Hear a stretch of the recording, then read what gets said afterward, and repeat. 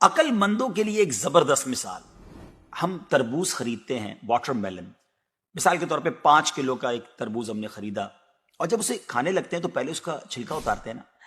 5 کلو میں سے کم از کم 1 کلو کا تو چھلکا نکل جاتا ہوگا، یعنی آلموسٹ 20%، 20% تو کم ہو جاتا ہے. مگر کیا کبھی ہمیں افسوس ہوتا ہے اس کا؟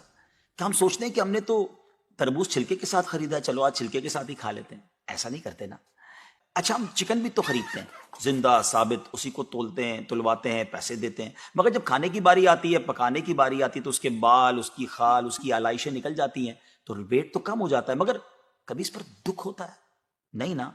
تو پھر 40,000 میں سے 1,000 دینے پر، 1,00,000 میں سے صرف 2,500 دینے پر ہمیں کیوں بہت تکلیف ہوتی ہے؟ حالانکہ یہ صرف 2.5% تو بنتا ہے، یعنی 100 روپے میں سے صرف 2.5 روپے.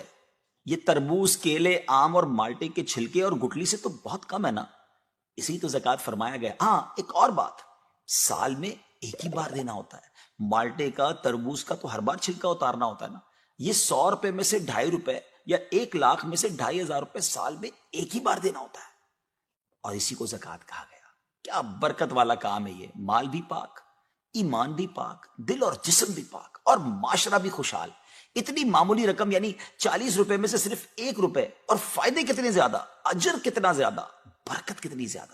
تو اب اپنی زکوٰۃ ہم نے پوری دینی ہے.